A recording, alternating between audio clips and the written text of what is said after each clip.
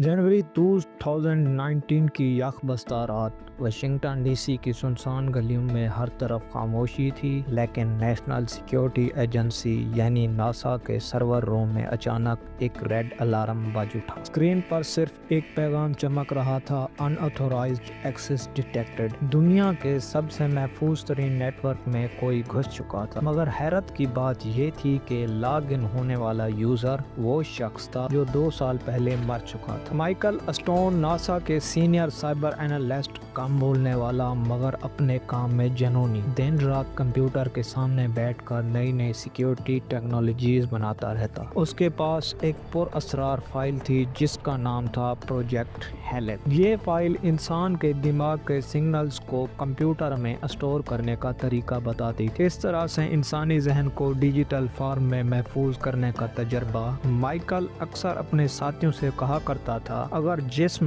मर जाए तो क्या दिमाग का डेटा जिंदा रह सकता है। मगर 2017 में एक दिन वो एक हादसे में हलाक हो गया और हेलेक्स फाइल उसके साथ ही हमेशा के लिए दफन समझ ली गई। नासा ने उसके सारे अकाउंट्स, पासवर्ड्स और डेटा डिलीट कर दिया। फाइल बंद हो गई, केस खत्म हो गया।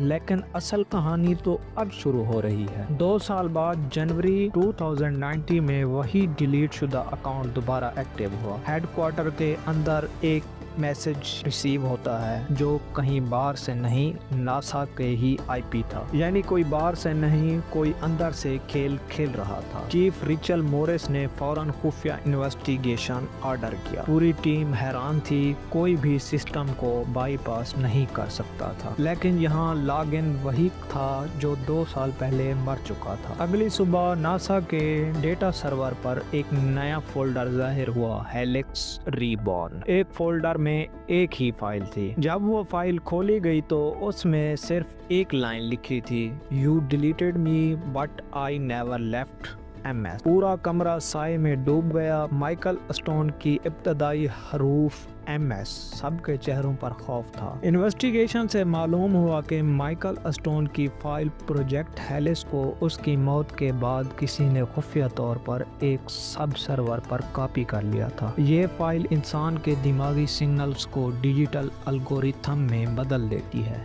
यानी इंसान को सोचने का अंदाज, याददाश्तें, आदत सब एक कंप्यूटर प्रोग्राम की शक्ल में महफूज किए जा सकते थे। माइकल की मौत के बाद उसकी फाइल बंद ना हुई बल्कि खुद ब खुद एक नए सर्वर पर चलने लगी। ऐसा लगा जैसे कंप्यूटर ने खुद माइकल का दिमाग अपलोड कर लिया हो। अब वो इंसान नहीं, डिजिटल वजूद बन चुका था और वो अपने बनाने वालों से